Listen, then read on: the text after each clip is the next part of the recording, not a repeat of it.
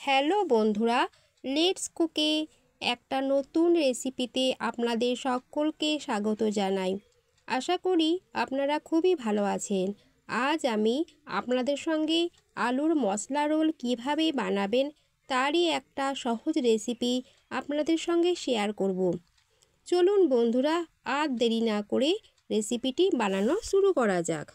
এই রেসিপিটি বানানোর জন্য একটা মিক্সিং বোলের মধ্যে নিয়েছি 1 কাপ সুজি, 1 কাপ ময়দা, 1 টেবিল স্পুন রিফাইন্ড অয়েল, ছোট চামচের 1 চামচ দিলাম জোয়ান, দিচ্ছি স্বাদ অনুযায়ী লবণ।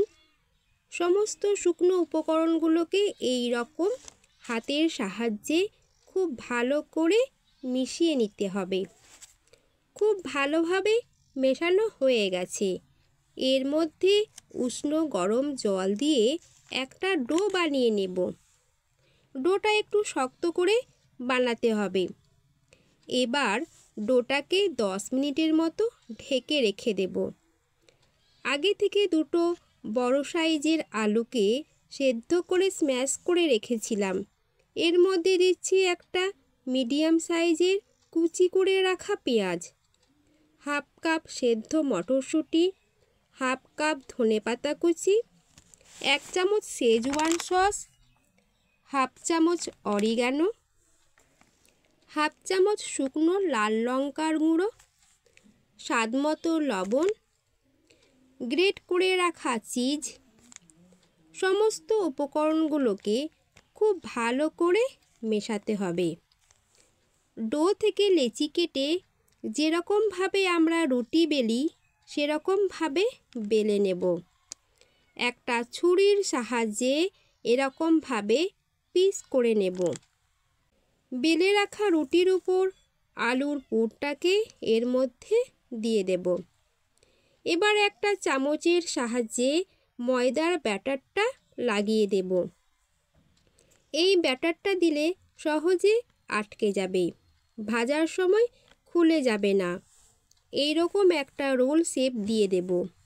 এরপর ময়দার ব্যাটারে ডিপ করে নেব। আবার কর্নফ্লেক্সের মধ্যে কোট করে নেব।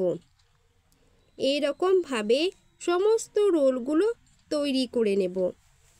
এবার একটা ফ্রাইং প্যানে রিফাইন্ড অয়েল দিয়ে আলু রোলগুলোকে মিডিয়াম ফ্লেমে উল্টে পাল্টে ব্রাউন করে ভেজে নেব।